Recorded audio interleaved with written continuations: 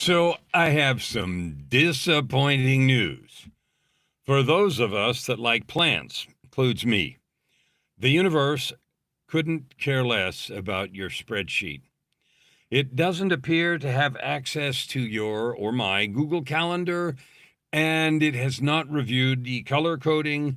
It did not attend a quarterly planning session. And apparently, despite the absolutely magnificent document you created, and boy, have I created a boatload of those with headings, subheadings, formulas, dates, conditional formatting, and perhaps even a tasteful little dashboard, reality has retained the freaking irritating right to do something else. Now, this is particularly offensive when you're a person who actually plans, because planning works. Like, I believe in planning, I believe in calendars. Those of you that have coached with me know if you're going to get something done, results equation, you got to figure it out. You put it in the calendar. I believe in making decisions in advance, allocating resources, including time, creating, architecture, setting dates and making commitments and, writing things down and deciding clearly what you intend to create. I'm the sovereign architect. Design, build, live your ultimate life. So this isn't a speech against planning. This is a speech or a conversation. It's not even a speech. It's a convo against the weird little moments when planning quietly mutates into the belief that reality has signed the contract. I got news. It hasn't. The blueprint isn't the building. The architect creates a blueprint, because wandering into a construction site every morning and say, "So, what are we feeling today?" is not best practices. I got a son who is a carpenter, and he does all kinds of things, from little things to huge commercial installations. And there are blueprints, but it ain't the building. Then there's soil and weather and materials and permits and human beings and mistakes and supply problems and unexpected discoveries. I used to talk to my boy a lot. He built, one of the things he built was a recording studio. And I had built some, and he had built my vocal booth in several places. In fact, the best vocal booth I ever had is the one I've got right now that he built. And so in the studio, he talked to me a lot about design and elements and things like that. So there were blueprints. But then there's also unexpected discovery, stuff behind walls nobody knew was there. You've seen the rehab shows on TV, right? Something cost twice what it was supposed to cost. The beautiful custom piece arrives 3 inches too short because maybe measuring is now an interpretive art form. Okay? And suddenly the architect, me and you, has to architect. That's the part we forgot. We think architecture means having the plan. No. Architecture is being able to work with reality without abandoning the intention. Man, that is so much more interesting. We confuse sovereignty with control. And I'm the sovereign architect. Design, build, live your ultimate life. And sometimes people hear me talk about sovereignty and assume that it means I control my life. Well, sort of. You do control some things. You control what you choose or what we practice, what you say, what you create, where you put your attention, whether you tell the truth, whether you keep your word, whether you apologize, whether you take the next step, whether you get back up after you've been smacked down. You, me, we don't control the weather. We don't control economies or whether somebody likes you. You don't control somebody else's choices.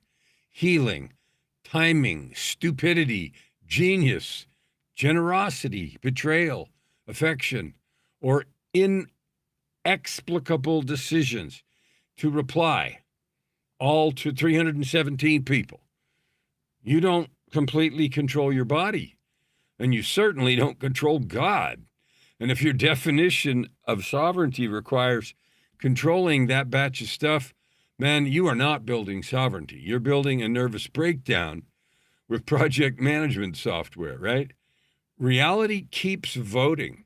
And this is where life gets flippin' interesting. You make a plan, then reality votes. You say, Thursday, I'm doing this. Reality says that's adorable. You build the business around one assumption, and the marketplace says you're full of crap. You plan a conversation, and the other person arrives carrying information or feelings you did not have. You schedule 6 hours of work and wake up exhausted. You book the trip, and the flight disappears. You prepare the perfect talk and discover the room needs something entirely different. That's funny because I'm leaving tomorrow to go to Seattle to speak at International Association of Near-Death Studies, IANS, for an hour on Sunday. And guess what? Now what? I'm going to go there, and maybe the room's going to require something different. Now what? That question may reveal more about sovereignty than the original plan ever did. Anybody can feel powerful with the spreadsheet, and when that spreadsheet and reality are like dating or something, the test comes when they break up, right? There are some bad responses. When reality changes the plan, we usually tend toward one of two stupid responses. I won't say stupid, natural, but they're not good. One is rigidity. No, this is what I planned. So we force, push, control, manipulate, insist, and become increasingly irritated that existence has failed to recognize our authority. That is like, the person trying to sail by yelling at the wind.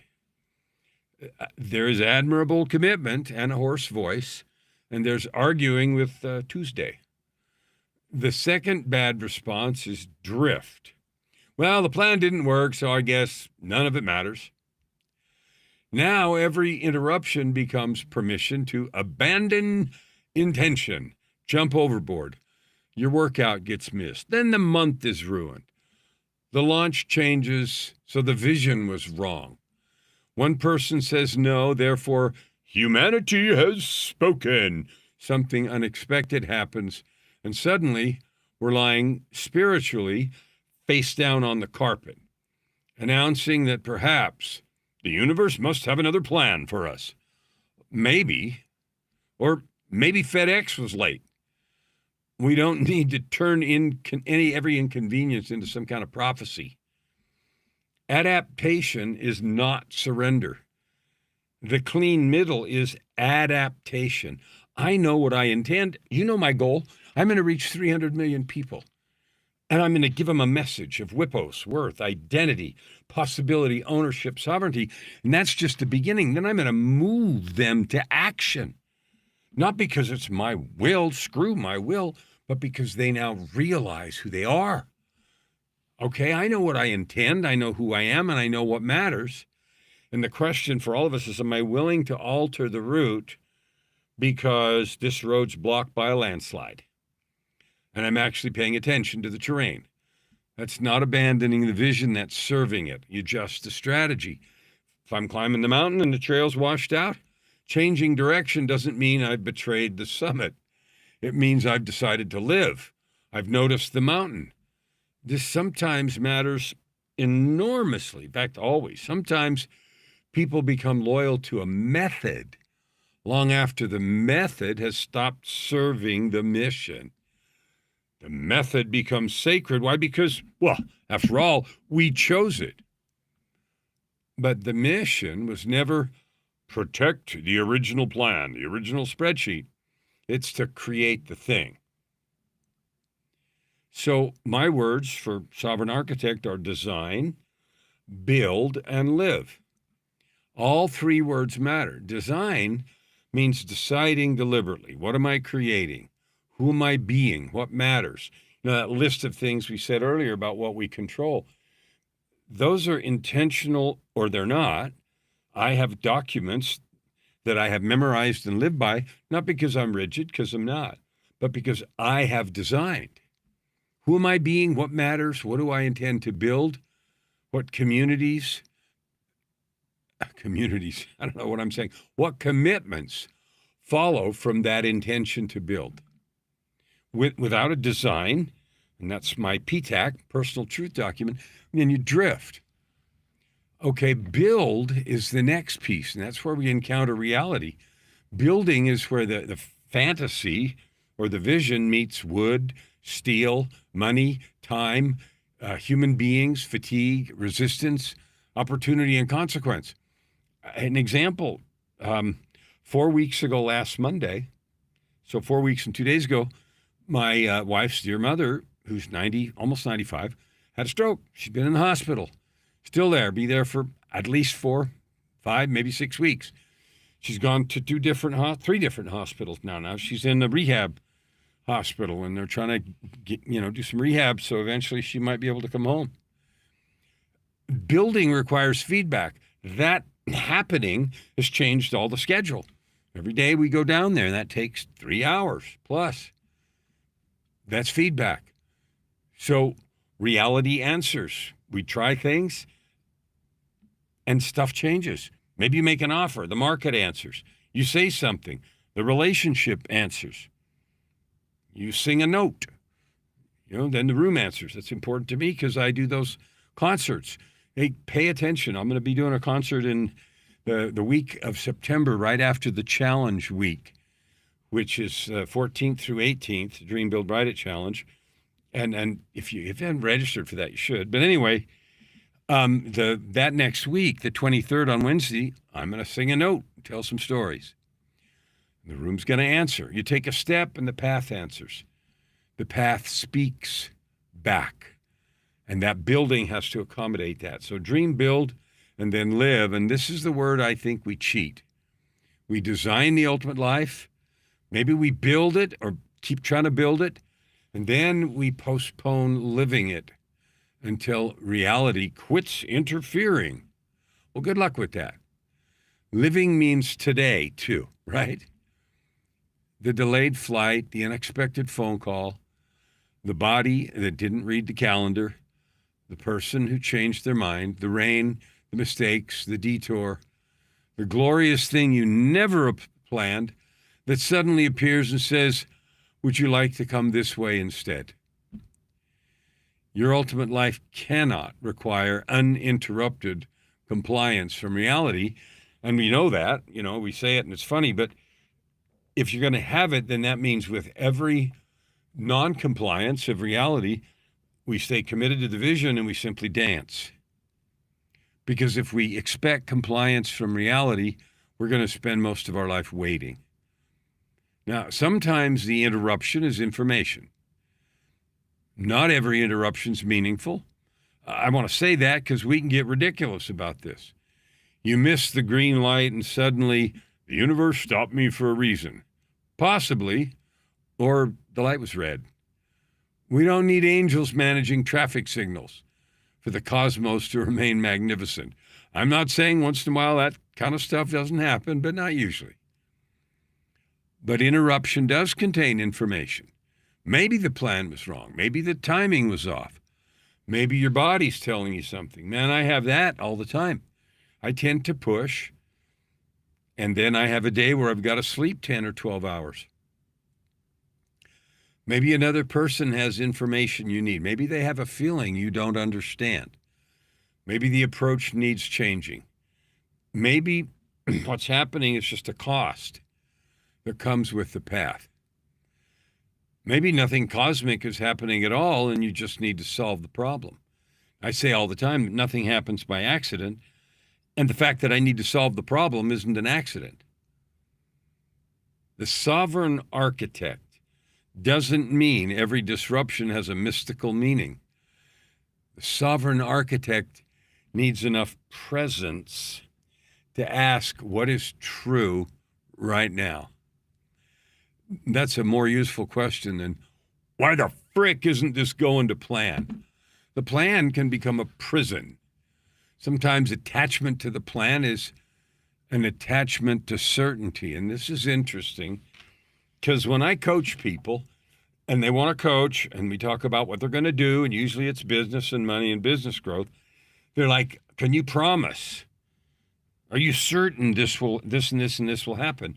And I don't even pretend. I say absolutely not. What I can say for sure is this is the best way that I know to get where you're going. And it starts with who you, potential client, are being. A plan sometimes makes us feel safe because it's like, I know what happens next. The sun's come up enough days that I'm pretty certain it's going to come up in the morning. And on the day that it doesn't, then, I guess doomsday's here. Sometimes we get attached to that certainty and then reality changes in little ways or big ways. And I think what disturbs us most maybe isn't inconvenience, but it's like we've lost the illusion of knowing. And maybe we hate that. But I want you to know uncertainty doesn't mean something's wrong. Uncertainty is where most creation lives. Get comfortable with being uncomfortable. You've heard that. And it's like, well, what does that mean? Well, I compose, and the composer doesn't know exactly what the song will become. So I write and record music, and I have lots of stuff. Look on Spotify or Amazon or Apple or whatever. I've got 94 songs out right now. I've got 3 more coming pretty quick. So when I start with a song, I have an idea and maybe have some lyrics scratched on a paper and whatever. And often I finish the song, weeks, maybe months after I scratch the first pieces out. Sometimes it's fast, but usually it takes some time.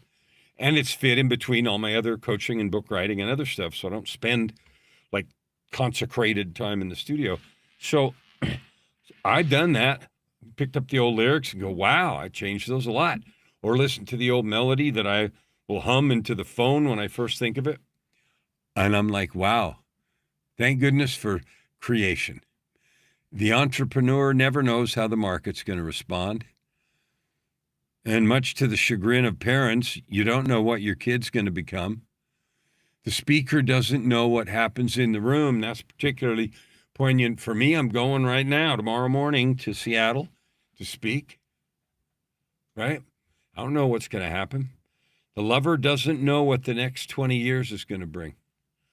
The sovereign architect is not the person who eliminates uncertainty. It's the person, and hear this, who can remain present, purposeful, and creative inside of it. Keep the intention. Keep the intended outcome, and loosen the grip on the root. I think this might be one of the cleanest disciplines we can practice, and that's hold the intention firmly and the root or the reins lightly. And that for me was hard, to learn that I need to know what matters and what I'm committed to and pay attention. If the road closes, find another road. If the strategy fails, adjust. Execute, evaluate, adjust, right? The body requires recovery, sleep. If somebody says no, respect the agency and decide if that changes something. If an unexpected opportunity appears, don't be so committed to yesterday's calendar that you aren't available for today's miracle, or learn to say no. A spreadsheet is a tool and it makes a terrible God, right? So what do when Tuesday refuses? Maybe the question today isn't, don't I have a good plan? I hope you do. The question maybe is, who am I when the plan gets punched in the mouth? Remember Mike Tyson, everybody's got a plan till they get punched in the mouth. Who are you? Who am I when the plan gets punched in the mouth? Do I collapse? Do I fiercely become controlling? Do I make the interruption mean something about my worth? Do I abandon the vision? Do I rage at everybody who failed to follow the script I never gave them? Or can I just notice reality, tell the truth, hold on to the intention, choose again? That second choice may happen in a second. That is sovereignty, not omnipotence, but ownership. So make plans. Please design deliberately, use the calendar, make commitments, build systems, set dates, create the spreadsheet, add your formulas and freeze the top row, knock yourself out. And then remember, the universe does not care about your spreadsheet or mine. Reality is alive. I find that a glorious truth. It used to piss me off. But now I realize it is alive and I love the process and go with it. Other people have got agency. Bodies have limits. Weather happens. And all the rest of the things I'm not even naming. Markets move. Plans fail. Doors open and close. Boom. God occasionally might seem spectacularly uninterested in our preferred timetable. Boy, I've had to learn that. I call it the MST problem, manner, size, and time. Things don't happen on my schedule and method. None of that removes sovereignty. You're still the architect. So if reality redraws the afternoon or the week or the month, don't throw away the blueprint. And don't attack the weather. Look again, what's true right now, what still matters, and what's really changed. What is mine to choose? Because lots of stuff isn't, but I always can ask and answer, what can I create from here? Design deliberately and build responsively, right? And for heaven's sake, live while you're doing it. Do what's in front of you. Keep going. Have fun. The ultimate life is not a life that finally begins when reality obeys your plan, because that's never going to happen. Your ultimate life is the one you're creating with reality right now. I love you. Have fun and build. Now I can't wait to see what you create.